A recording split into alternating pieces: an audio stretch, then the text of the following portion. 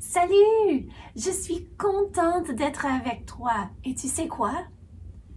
Aujourd'hui, nous arrivons au dernier livre de la Bible. Oui, toi et moi, nous avons fait le parcours de tous les livres de la Bible par la grâce de Dieu et nous arrivons aujourd'hui au livre de l'Apocalypse.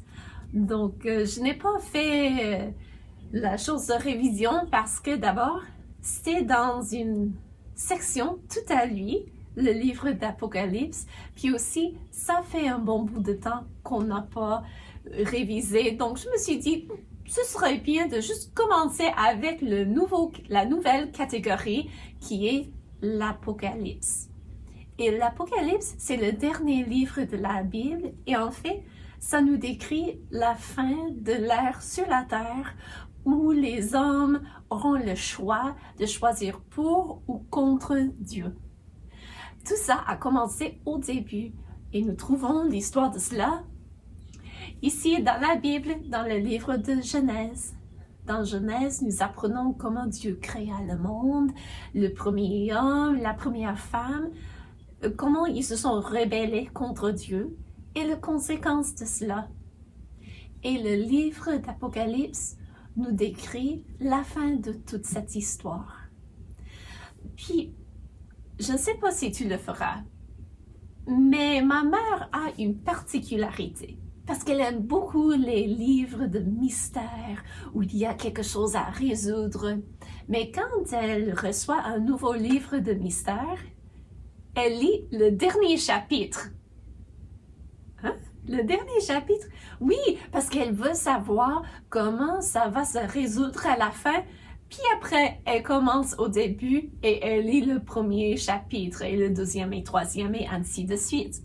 J'ai toujours trouvé un peu bizarre, mais elle dit, mais je veux savoir où on s'en va dans l'histoire.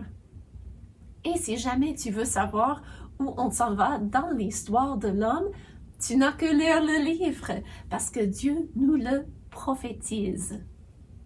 Eh bien, la prophétie, c'est de l'information que Dieu nous donne sur le futur. On n'a pas tous les détails, juste ce qui est nécessaire pour nous de reconnaître.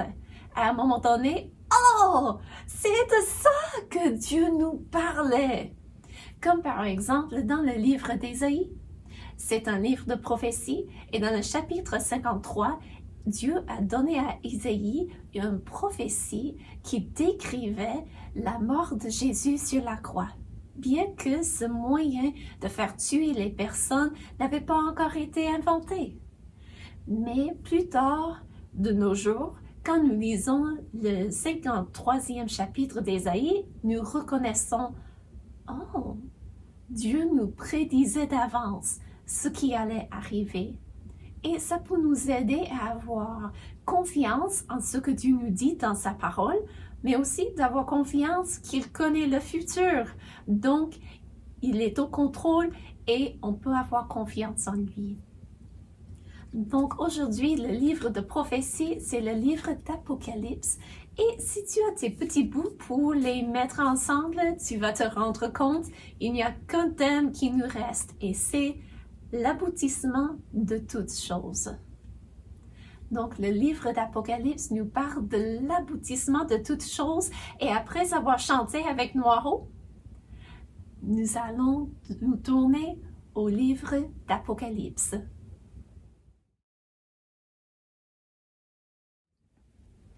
Salut, ça va? Oui! Oh, tu sais quoi? Cette semaine, on a étudié le dernier livre de la Bible. Oui, le livre d'Apocalypse. Et quand je lis le livre d'Apocalypse, ça me fait penser au ciel. Pourquoi? Oh, mais tu dois écouter la leçon de Madame la monitrice pour savoir. Mais parce que je pensais au ciel, je voulais chanter de beaux chansons qui nous parlent de ce que Dieu a créé pour tous ceux qui ont mis leur confiance personnelle en Jésus-Christ comme sauveur.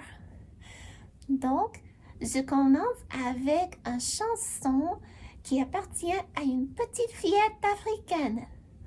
Elle s'appelle Rabi. Et voici son chanson. Elle est plus belle, ma maison, que tous les grands palais du monde.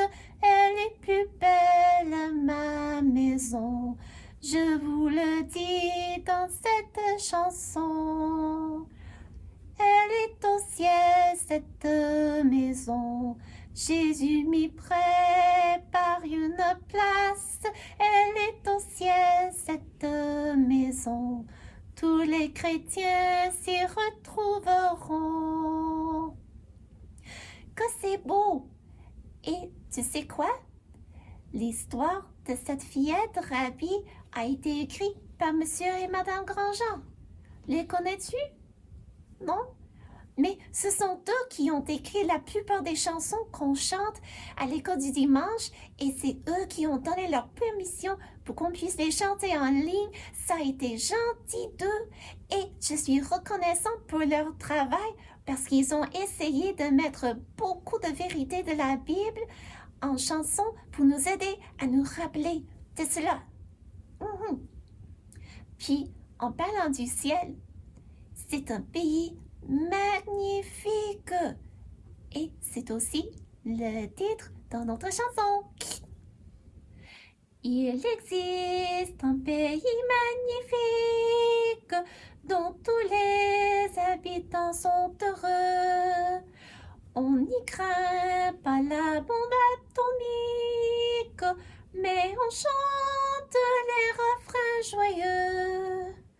Dans ce beau pays, tout nous enchante. Les vacances n'ont jamais de fin. Plus de cris, de paroles méchantes. Plus d'enfants battus, plus d'orphelins. Ce pays n'est pas sur notre terre, mais au ciel où tout sera parfait. Je voudrais que vous, mes petits frères, chantiez tous un jour dans ces palais pour entrer dans la ville éternelle. Combien d'argent faudra-t-il donner? Pas un sou, car Jésus qui t'appelle sur la croix lui-même a tout payé. Et c'est vrai. Et tu sais quoi? Après, les grands gens ont écrit une note personnelle pour toi. Et je vais vous le dire de ma mémoire. Et toi, entreras-tu un jour dans ce pays magnifique? Mais comment le savoir? Comment en être sûr? Lis attentivement ce qui suit. Sauf tu ne le vois pas parce que je l'ai mémorisé et je te le dis de ma mémoire. Lis attentivement ce qui suit. Oui. Au ciel, tout est pur. Pour y entrer, il faut un cœur tout propre. Jésus peut laver notre cœur de toutes les taches du mal. Il le peut parce que, sur une croix, il a donné sa vie. Si nous le lui demandons, Jésus pardonne nos péchés. Toi, crois-tu cela? Jésus a dit aux Jean 11:40, « Si tu crois, tu verras la gloire de Dieu. » Puisque Jésus l'a dit, je sais que c'est ainsi et cela me suffit. Voici le message que Monsieur et Madame Grandjean ont pour toi. Ils espèrent que tu feras le bon choix pour demander pardon auprès de Jésus pour aller un jour au ciel. Et là, tout le monde qui a accepté Jésus comme sauveur va se rencontrer. Ils seront avec Jésus qui sera magnifique, mais aussi ils seront là pour se rencontrer. Et si tu as fait la décision, un jour, tu vas voir Monsieur et Madame Grandjean et tu pourras leur remercier toi-même pour le beau travail qu'ils ont fait. Eh bien, il y a des personnes qui demandent, mais à quoi ressemble le ciel? Eh bien, la Bible nous le dit. Donc, les grands gens ont écrit une chanson qui nous parle de ce que la Bible nous décrit dans le livre d'Apocalypse. Tu me parles d'une ville d'or pur, dont les portes seront de perles. En es-tu vraiment sûr? Oui, c'est vrai, c'est dans la Bible que je le lis. Oui, c'est vrai. Allons partout le chanter. Et l'éclat de cette ville sera comme du cristal. Tu seras paisible et tranquille. En es-tu vraiment sûr? Oui, c'est vrai. C'est dans la Bible que je le lis. Oui, c'est vrai. Allons partout le chanter. Les murailles de la ville seront de pierres précieuses, comme des joyaux qui scintillent. En es-tu vraiment sûr? Oui, c'est vrai. C'est dans la Bible que je le lis. Oui, c'est vrai. Allons partout le chanter. Et tu sais quoi? C'est vrai. Oui. Et nous le savons parce que Dieu nous l'a dit dans sa parole, la Bible. Et ça se trouve dans le livre d'Apocalypse, qui est le dernier livre de la Bible, qui est le livre qu'on étudie aujourd'hui ensemble. Et j'ai hâte pour cela. Donc, je prends ma place. Écoute bien. Moi aussi, j'écoute. Bye.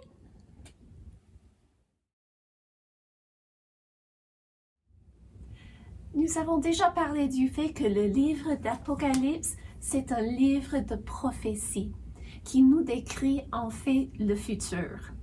Le livre est divisé en 3 parties. Il y a un petit bout qui décrit ce qui s'est déjà passé, un petit bout qui décrivait le présent au temps où Dieu donna à Jean ce livre et les paroles à écrire, mais la plupart du livre nous parle du futur et de ce qui va arriver. Et comme tu vois, on a un tableau préparé pour nous et nous allons mettre des images pour nous aider à comprendre. Nous allons faire un survol du livre. Et parce qu'il y a beaucoup de choses dont on va parler, moi, j'ai des notes pour m'aider et pour me guider. Mais quand Dieu donna à Jean les paroles du livre, il a permis à Jean de voir des choses au futur. Dieu n'est pas lié par le temps, tu comprends, parce qu'il l'a créé. Donc, il voit le futur, le passé et le présent. Et il révéla à Jean ce qui allait se passer. Et à un moment donné, Jean était au ciel et il voyait qu'il y avait un rouleau, un livre en rouleau. Et ce rouleau était scellé. Il y avait 7 sceaux là-dessus. Si tu n'as jamais vu de sceau, je peux te le décrire. C'est qu'autrefois, on n'avait pas les enveloppes qu'on léchait avec la colle pour tenir le contenu là-dedans. Donc, qu'est-ce qu'on faisait pour s'assurer qu'on n'avait pas changé le contenu d'un document quelconque? Eh bien, on mettait des sceaux. Les sceaux ont été faits par de la cire. D'habitude, c'était en forme de bâton, puis on tenait le bâton tout près d'un feu ou d'une chandelle pour le faire fondre et on mettait la cire chaude sur le bout du rouleau pour le tenir en place. Donc, si c'est ça mon rouleau et c'est ça le dernier bout de papier, de parchemin, on mettait la cire juste là où le bout se rejoignait au rouleau. Puis, la cire la tenait en place, mais pour bien être certain qu'on savait qui avait mis le contenu là-dedans, on mettait un sceau dans la cire. Et d'habitude, un sceau, c'est quelque chose qui est gravé, un symbole ou des lettres ou même les deux. Et d'habitude, on avait gravé cela sur un anneau. Donc, le propriétaire de l'anneau portait l'anneau et quand il voulait sceller quelque chose, il faisait fondre la cire, il le mettait sur le document, puis, tandis que la cire était toujours un peu chaude, il mettait la gravure de son anneau là-dedans et ça laissait une empreinte pour vérifier c'est moi le propriétaire de ce seau qui a vérifié le contenu de l'intérieur. Et Jean, quand il a vu le rouleau au ciel, il y avait 7 seaux là-dessus. Et Jean était troublé parce qu'il n'y avait personne qui avait été trouvé digne d'ouvrir, de déceler et d'ouvrir le rouleau. Mais on lui a dit, ne te trouble pas, parce qu'on a été trouvé, Jésus-Christ. Et Jésus va commencer à ouvrir les seaux du rouleau. Et quand il le fait, quand il ouvre chaque seau, ça déclenche 7 jugements sur la terre. Quand Jésus ouvre le premier seau, il va apparaître un homme qui va paraître beau, incroyable. Tout le monde va dire « Waouh, il est merveilleux !» Mais la Bible nous met en garde parce que cet homme-là, il est aussi appelé l'Antéchrist. Pourquoi? Parce que lui, il est contre le seul vrai Dieu, Jésus-Christ. Et il va prendre le pouvoir. Il va même arriver à faire quelque chose que personne avant n'a accompli. C'est qu'il va faire une alliance de paix avec le peuple d'Israël. Oui, dans le Moyen-Orient, il va faire une alliance pour rétablir la paix, puis le peuple d'Israël aura le droit de reconstruire leur temple, ce qu'il prépare à faire en ce moment. Et la durée de cette alliance est supposée de durer 7 ans. Et quand il signe l'alliance de paix avec le peuple d'Israël, ça va déclencher une période de temps que nous appelons la tribulation. Pourquoi la tribulation? Parce qu'il va y avoir beaucoup de jugements sur la terre. Pourquoi? Je crois que c'est parce que Dieu est juste. Il voit les cœurs des hommes qui sont méchants, qui se poussent toujours à faire le mal, et Dieu va justement juger tout le monde. Mais aussi, il va montrer sa miséricorde envers ceux qui seront prêts à demander pardon auprès de Jésus pour tous les péchés qu'ils auront faits. Mais il se peut que tu te dis « Oh, j'ai déjà entendu parler d'Antéchrist et il est méchant vraiment et j'ai peur de lui. » Et c'est bien, parce que la Bible dit qu'on doit nous méfier de l'Antéchrist. Mais sais-tu quoi? Juste avant, Jésus va enlever tout le monde qui aurait déjà cru en lui comme sauveur. Donc, juste avant la tribulation, il va y avoir l'enlèvement, où tous les chrétiens qui le sont pour de vrai, pas parce qu'ils se disent chrétiens ou qu'ils habitent dans une famille chrétienne ou dans un pays chrétien, non, mais tout le monde qui a fait une décision personnelle, qui se sont repentis de leurs péchés, ils ont été vraiment désolés, ils veulent ne plus faire les mauvaises choses qui brisent la loi de Dieu et qui s'est tourné en repentance humblement envers Jésus pour dire « Je crois que tu es mort sur la croix pour mes péchés et tu es ressuscité des morts et je te demande de me pardonner. » Toutes ces personnes qui sont des chrétiens pour de vrai, Dieu va leur enlever pour qu'ils ne subissent pas cette période de temps, la tribulation sur la terre. Eh bien, il va y avoir des personnes après qui vont accepter Jésus comme sauveur. Mais ça ne va pas être probablement beaucoup de monde. Parce que beaucoup de monde va être trompé par l'Antéchrist et vont choisir même de l'adorer. Mais ça, c'est à venir. Donc, quand Jésus défait le premier sceau, l'Antéchrist, il apparaît et on va signer l'alliance de paix qui va déclencher cette période de 7 ans sur la terre qui s'appelle la tribulation. Quand Jésus ouvre le deuxième sceau, il va y avoir de la guerre. de la guerre, des personnes qui se tuent. Ça va être un temps affreux. Puis quand il ouvre le troisième, ça dit, ou la Bible nous dit, qu'il va y avoir de la famine, où il n'y a pas assez de nourriture. Donc, qu'est-ce que tu penses va arriver à cause de tout cela?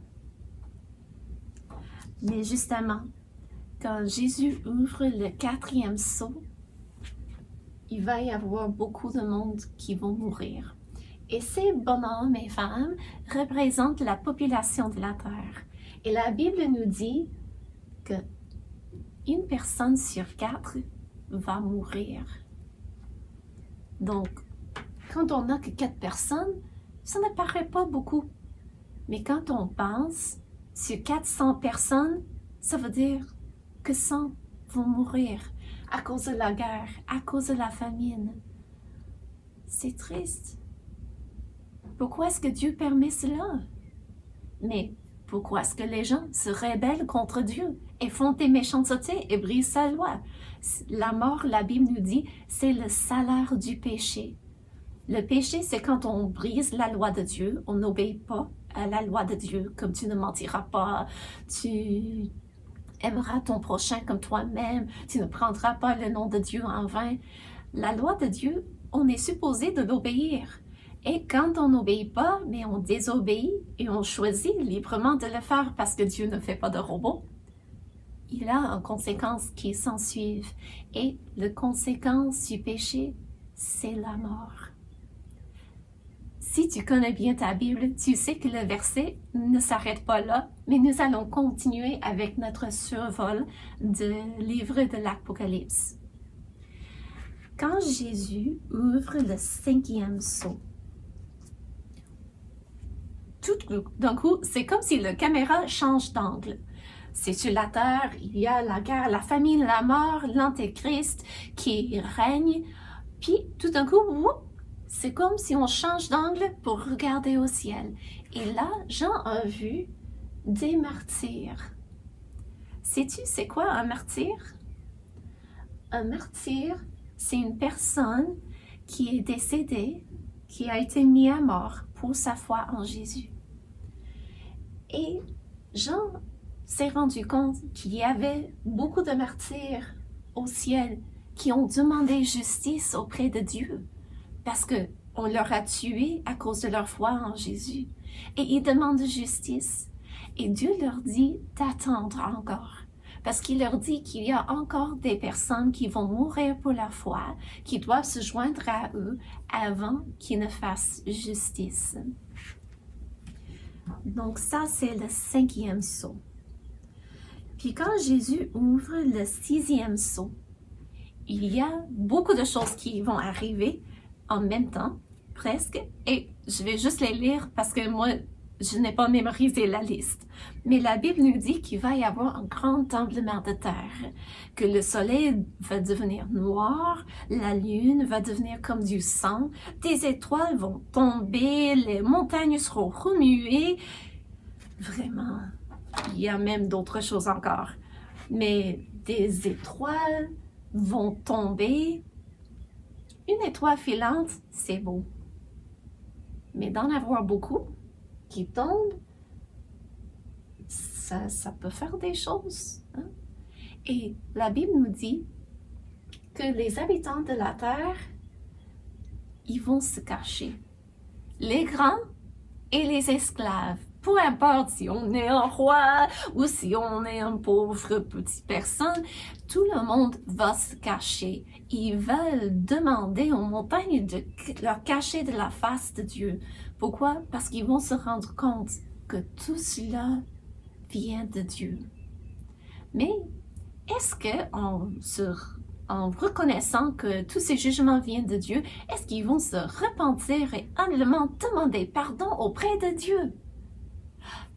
Non!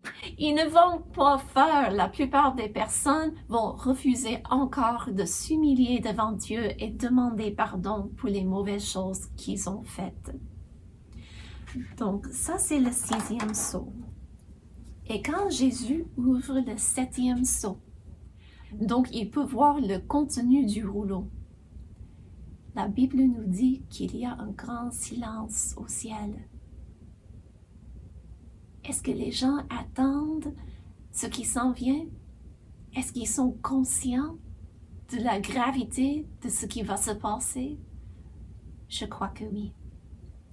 Parce que le 7e sceau déclenche 7 autres jugements qui s'appellent les jugements des trompettes.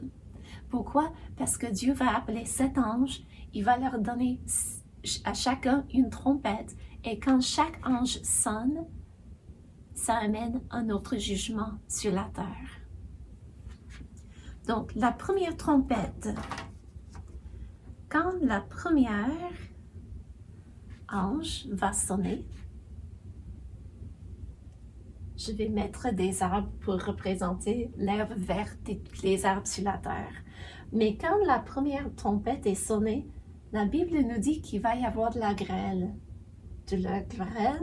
et du feu mêlé de sang. Et quand ça tombe sur la terre, ça va enlever le tiers des arbres et le tiers des herbes. Ça va brûler beaucoup. Et ça va être, dans un sens, ça va être dévastateur d'avoir un tiers de tout ce qui pousse sur la terre détruit par cela. Quand le deuxième ange sonne sa trompette, la Bible nous dit qu'il va y avoir comme une montagne en feu qui va tomber sur la mer.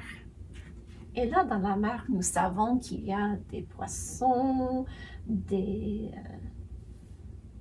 dauphins, des baleines, d'autres choses.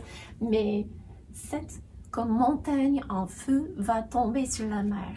Et quand ça arrive, un tiers de ce qui est dans la mer, un tiers des créatures et un tiers des navires seront détruits à cause de cela. Eh bien, moi je ne puisse pas vraiment imaginer comme une montagne en feu, mais quand ça va arriver, je sais que je vais dire « Oh oui, je comprends maintenant, je ne voyais pas tous les détails, mais je sais que Dieu est digne de confiance et il ne ment jamais.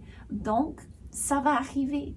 Peut-être pas comme je l'imagine, mais ça va arriver. Et un tiers des créatures dans la mer vont mourir à cause de cela. C'est encore un jugement.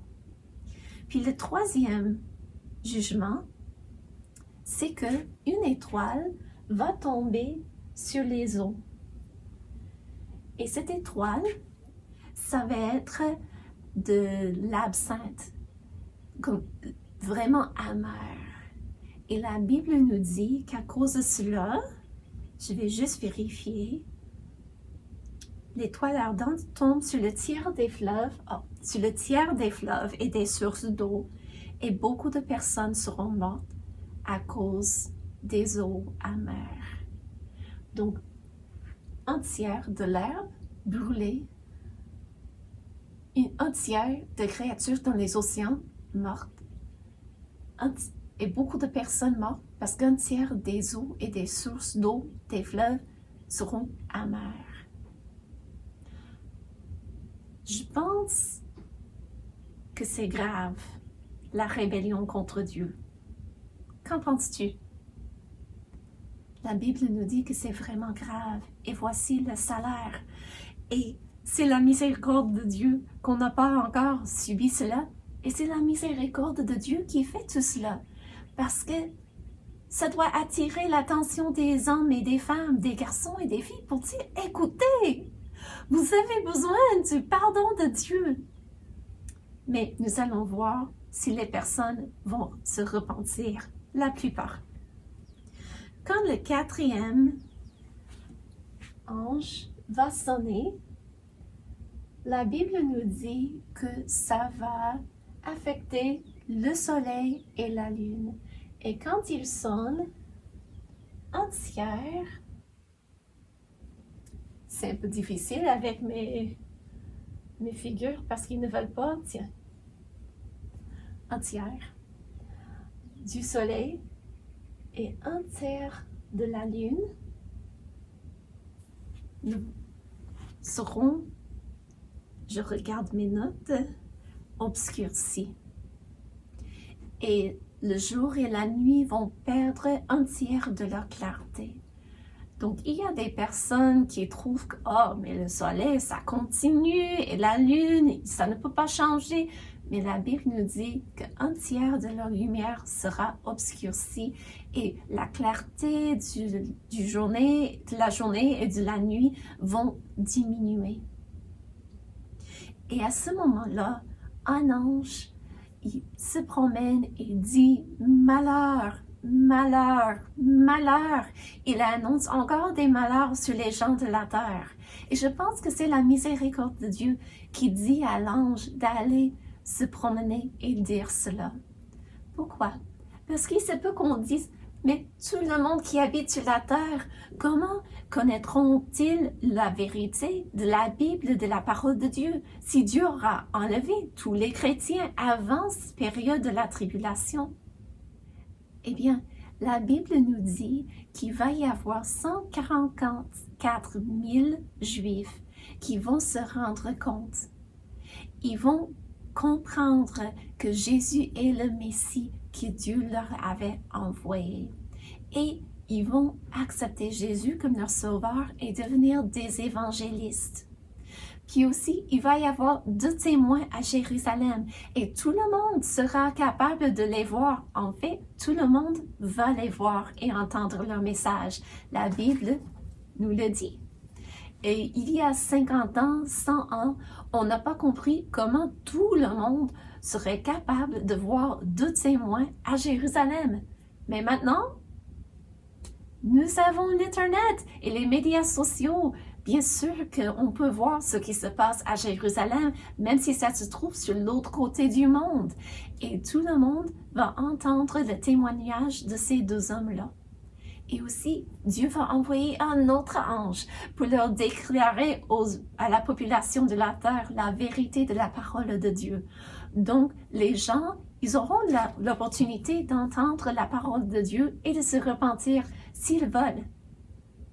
Mais comme nous avons déjà dit, Dieu ne fait pas de robots. C'est toujours le choix libre à chacun et à chacune de recevoir Dieu comme sauveur ou de le rejeter. J'espère que toi, tu n'as pas rejeté Dieu. Et tu sais quoi? Si tu ne l'as pas encore accepté, il te reste du temps. Fais-le dès aujourd'hui, maintenant. Eh bien, il se peut que tu te demandes, mais pourquoi est-ce que Madame la monitrice est disparue et Noiro est là? Mais c'est parce que le livre de l'Apocalypse, c'est assez long et il y a tellement de contenu, même si on fait un survol du livre, ça prenait trop de temps. Donc, on a décidé de diviser la leçon en 2. Donc, à la semaine prochaine. Bye!